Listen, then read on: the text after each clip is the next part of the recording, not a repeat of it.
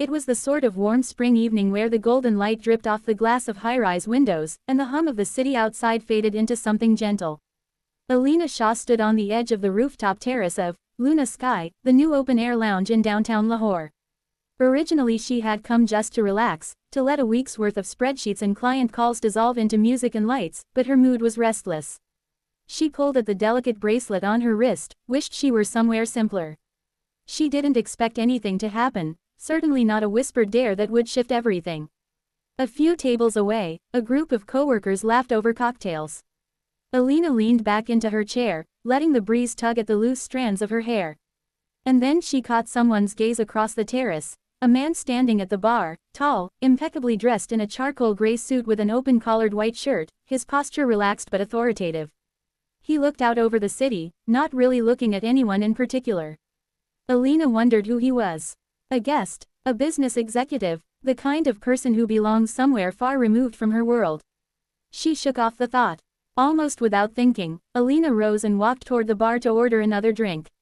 The man turned, ordered something crisp and clear. Then, for some reason, a sudden impulse, Alina slid into the stool beside him. The bartender nodded. She introduced herself quickly. "Hi, Alina." He nodded politely and offered his name, Arman. But something about Arman stayed just out of reach, not overly friendly, not aloof either. Just reserved. They chatted casually about the city view, about the music playing, about how the lounge made you forget you were in one of the busiest parts of Lahore. Then she leaned in, lowering her voice so that only he could hear. "I have a silly idea," she said, a playful spark in her eyes. "Pretend to kiss me, just for a moment. Nothing real, obviously. It's silly." But, she trailed off, looking at him sideways. The breeze carried her voice between them. Arman paused, a flicker of something in his eyes. He looked at her, and Alina's heart did a quick little hop. Then he nodded. Yes.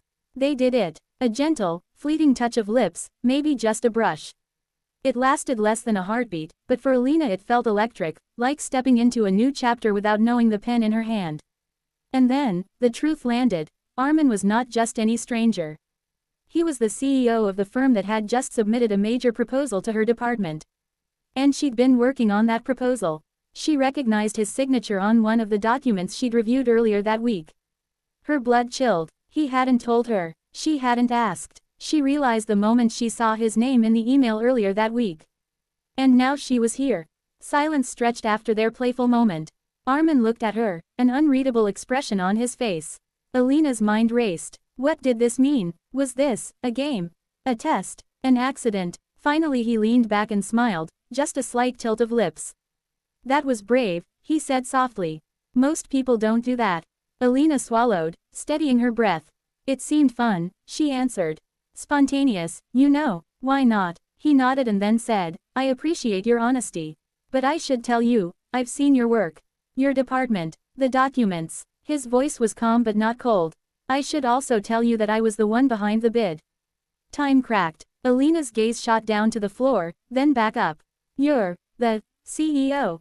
Her voice caught. Yes, he said. My name is Arman Faraz.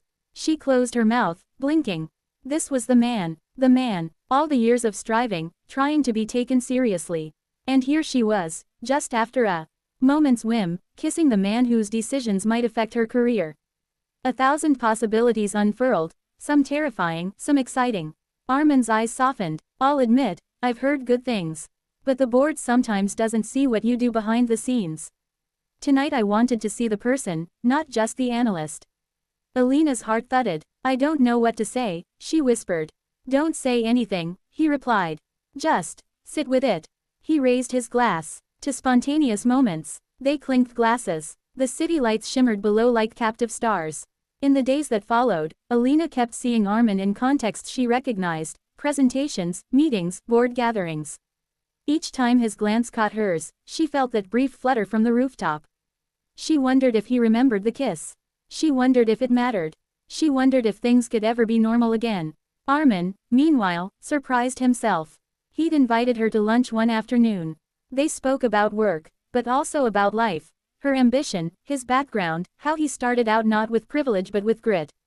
He listened. He was impressed. Through his suit and his success, he saw someone who could stand beside him, not just someone to admire from afar. Alina's world shifted. The project she had worked on, the one his company evaluated, was approved. He congratulated her in front of colleagues. The thrill of it mingled with something new, recognition, respect, maybe more. She found that the moment on the rooftop was no longer just a prank, it had become a hinge. But it wasn't easy. There were voices. The whispered office talk, the self-doubt that she didn't belong in his world, the fear that he saw her only as a fleeting adventure. One evening she caught herself watching him during a board meeting, confident, composed, commanding. And she wondered if he ever looked at her the same way he looked at the skyline, distant, detached.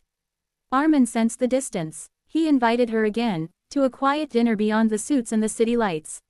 They walked through a lesser-known part of Lahore where the old city walls glowed under lanterns, where the chatter of everyday people reminded them both of simpler things.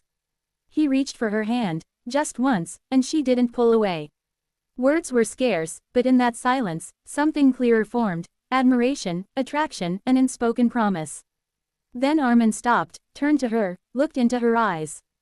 That night, he said, I didn't just see a stranger. I saw you. Not the analyst, not the woman behind the proposal. You. Alina's chest warmed. And I didn't expect to meet you, she admitted. In that way. He smiled. Nor did I. In that moment the rooftop became more than a memory, it was a beginning.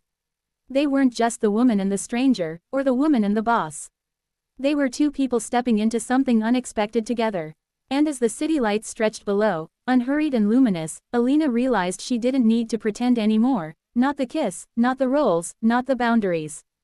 Because sometimes what begins as a dare becomes the most real thing you didn't see coming.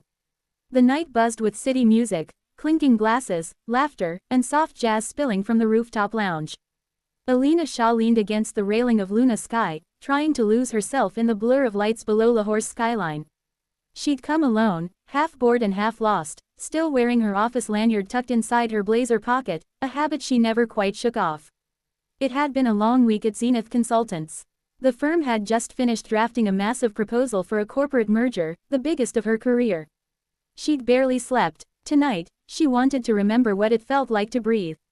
That was when she saw him.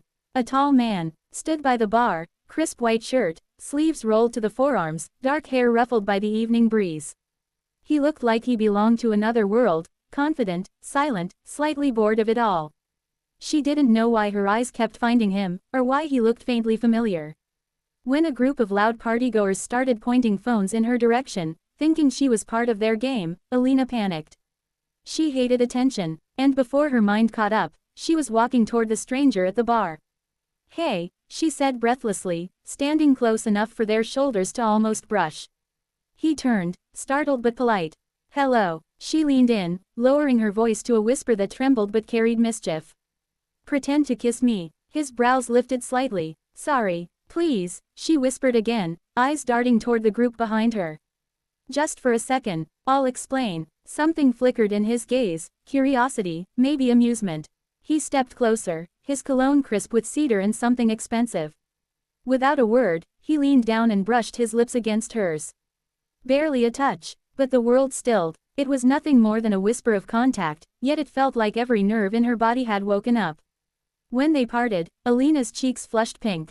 Thank you, she muttered. Oh you won. He smiled faintly. Seemed like you needed saving. I did. I'm Arman. Alina. The name clicked in her head like a spark, though she couldn't place why. They talked for a few minutes, light banter, small smiles. Then she left, certain she'd never see him again. But the next morning, the name Arman Faraz stared back at her from the company's client roster, the billionaire CEO of Faraz Group, the firm her team had just presented to. The man whose signature could change everything. And the man she'd whispered to, pretend to kiss me. Part 2, The Billionaire Boss. Monday came wrapped in tension. Alina sat at the far end of the conference table, pretending to focus on her laptop. But she could feel him before she saw him, the quiet gravity of someone who didn't need to announce his power. Good morning, everyone, Arman said as he entered. His voice was calm, even, but when his eyes brushed over her, they lingered, just long enough for her heart to skip. He didn't mention the rooftop.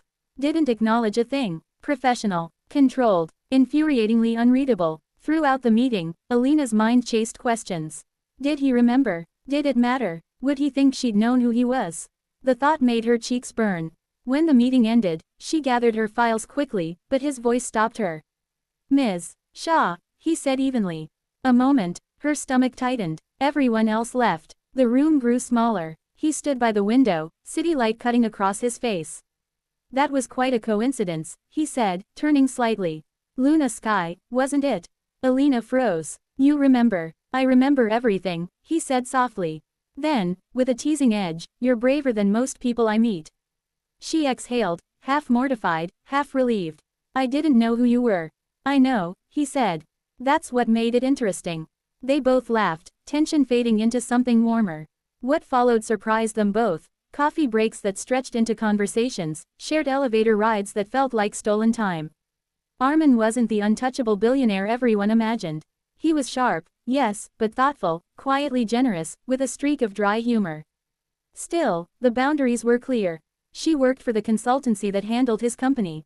He was her client, technically her boss, if you stretch the corporate chain. It was dangerous, so they danced around it. Until one evening, weeks later, when he found her alone in the office. You haven't left, he asked. Deadlines don't sleep, she said without looking up. He walked closer, hands in pockets. Neither do you, it seems. She smiled tiredly. I'm trying not to ruin the biggest proposal of my career. He paused. You won't. When she finally looked up, the warmth in his eyes wasn't professional anymore. Alina, he said quietly, that night on the rooftop, I wasn't pretending. Her heart stopped. He stepped closer, voice barely above a whisper. I've built empires, made decisions worth millions. But that night, it was the first time I didn't think. I just followed a feeling. The silence between them felt electric again, like the air before a storm. She breathed, steady but trembling. And now, his eyes softened. Now I'm still following it. The confession hung between them, dangerous and beautiful. For once, Alina didn't run. She closed the laptop, walked toward him, and smiled. I'm not pretending either, she said. Outside, the city lights blinked like scattered stars. Somewhere far below, Luna Sky still played its quiet jazz, the same melody that had started everything. This time, when Arman leaned in, there was no whisper, no dare, no audience. Just two people who had stopped pretending.